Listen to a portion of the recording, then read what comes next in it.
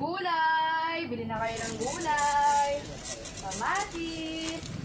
Kalabasa. Bili na kayo. Oh, paring Pepe, ikaw pala yan. Ito, ang tinda ko ay kalabasa at kamatis. Mamili ka na. Ay, grabe. Paring Pepe, napakainit talaga ng panahon ngayon. Kaya nga, kahit na napakainit ay kailangan ko pa rin kumita ng pera para sa mga anak ko. Sila ay nag-aaral at para matutusan ang kanilang pag-aaral, ako ay nagtitinda. Maaari ko pa ba ito ilapag muna, paring Pepe? Grabe, ang init ng panahon ngayon, paring Pepe.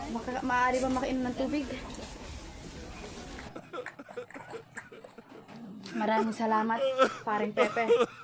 Ay, grabe, napakainit.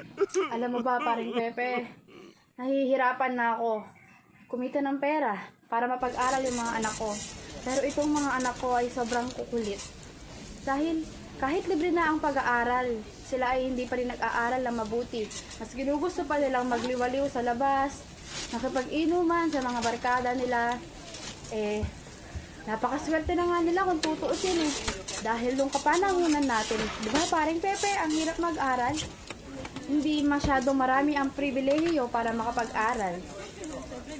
Maraming kakailanganin na panahon para makapag-aral ka. Samantala ngayon, ang mga bata ay mayroon ng gadget. Samantalang tayo dati, wala naman, hindi ba? Pero grabe talaga yung mga kabataan ngayon. Ang hirap na nila pagsabihan. At kapag pinagsabihan mo pa, sila pa yung galit. Minsan naiisip ko na sana yung kapanahonan nila ngayon, ayun yung naging panahon natin para hindi sana nasayang ang panahon.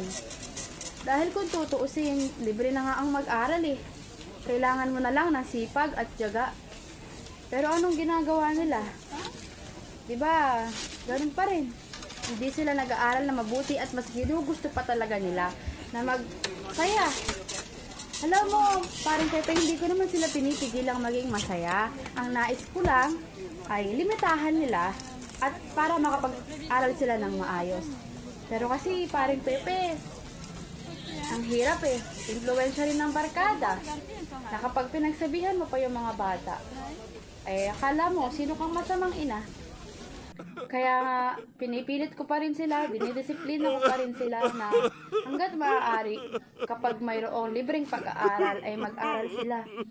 Samantala nga tayo dati, ang hirap-hirap makipagkomunikasyon. Kung hindi ka magsusulat, hindi ka makakaabot ng mensahe. Ngayon, ang dami-dami na nilang pribilehiyo para magawa lahat ng bagay na iyon. Pero wala eh, nasasayang din. Kaya, nalulungkot din ako, paring Pepe. Kasi, biruin mo, nasasayang yung panahon. Pero, ganoon talaga siguro, no? Habang tumatagal, nagbabago yung henerasyon, nagbabago yung mga pananaw nila sa buhay. Kaya, ganoon na lang siguro. Ay, pero ako paring Pepe, hindi ko sila titigilan pagsabihan. Dahil, alam ko na napaka-importante ng pag-aaral. Hindi ba't pinaglaban mo nga iyon eh. Pinaglaban mo kami.